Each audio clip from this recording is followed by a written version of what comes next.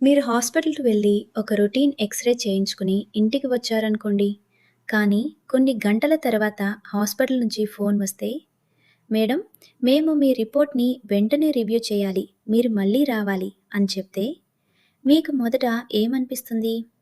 ఇదే యూకేలో 69 ఏళ్ల జయాన్ కోవి అనే మహిళకి జరిగింది. ఆమెకి కొన్ని రోజులుగా తగ్గని కాఫ్ ఉంది. పెద్దగా సీరియస్ అనిపించలేదు. అయినా ప్రికాషన్ కోసం డాక్టర్‌ని కలిసింది. డాక్టర్ ఒక చెస్ట్ ఎక్స్‌రే రాశారు. సాధారణంగా ఇలాంటి ఎక్స్‌రేస్ క్యూలోకి వెళ్తాయి. డాక్టర్స్ ఒక్కొక్కటిగా రివ్యూ చేస్తారు. కానీ ఈసారి ఒక కొత్త టెక్నాలజీ వచ్చింది. ఆ హాస్పిటల్ ఇటీవల అనలీస్ ఏఐ అనే ఆర్టిఫిషియల్ ఇంటెలిజెన్స్ సిస్టమ్‌ని ఉపయోగించడం ప్రారంభించింది.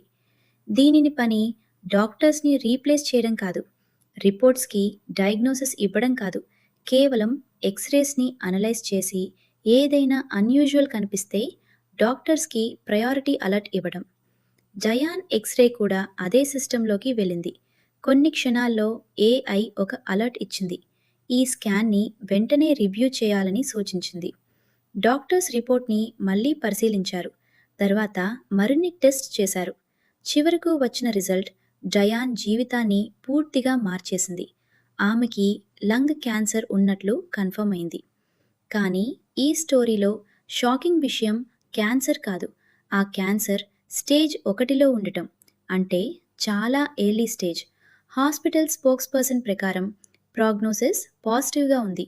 అంతేకాదు, ఈ ఏఐ టెక్నాలజీ ద్వారా లంగ్ క్యాన్సర్ గుర్తించబడిన మొదటి పేషెంట్ కూడా జయాన్‌నే. తర్వాత జయాన్ ఒక మాట చెప్పింది. ఆర్టిఫిషియల్ ఇంటెలిజెన్స్ గురించి నాకు పెద్దగా తెలీదు. కానీ ఇది నా లైఫ్‌ని సేవ్ చేసి ఉండొచ్చు. ఇక్కడ ఒక విషయం గుర్తుంచుకోవాలి. ఏఐ క్యాన్సర్ డయాగ్నోస్ చేయలేదు. ఏఐ ట్రీట్మెంట్ ఇవ్వలేదు. అవన్నీ డాక్టర్స్ చేశారు. కానీ ఏఐ ఒక పని చేసింది.